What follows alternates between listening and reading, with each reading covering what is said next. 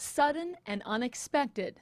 With the Haven of Hope in Little Chute now closed, the center's special needs clients are scrambling. Families are, in a little bit of a panic mode over a weekend with school coming up and trying to find resources to make sure their loved ones are cared for. What resources they have left to turn to tops tonight's Fox 11 News at 9.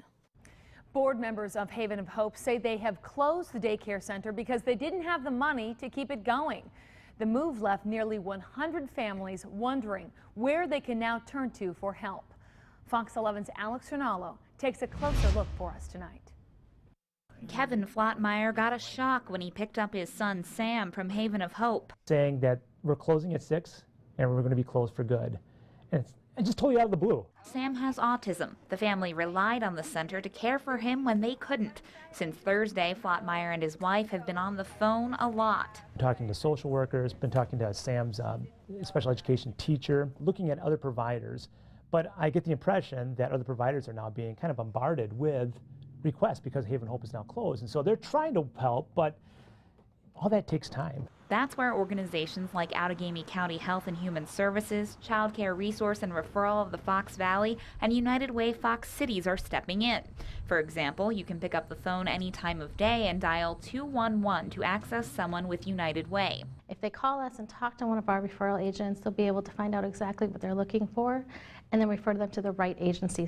But cost is a big concern for families. Flatmeyer says Haven of Hope kept costs low by relying heavily on donations. The average price for child care in Outagamie County is $150 to $215 per week.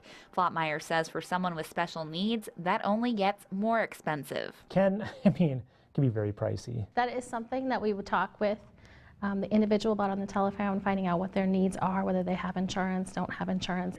Flatmeyer says he has next week figured out for Sam, but the future is still uncertain. He can't get on his bike and ride home at the end of the school day. He can't go to the boys club and shoot hoops for an hour until I come get him. That's where Haven Hope really filled in those gaps. Now it's a matter of finding somewhere else to fill the gaps long term. In Appleton, Alex Rinaldo, Fox 11 News. Haven of Hope's board members say they are searching for another organization to possibly take over operations. It's unclear when or if that could happen.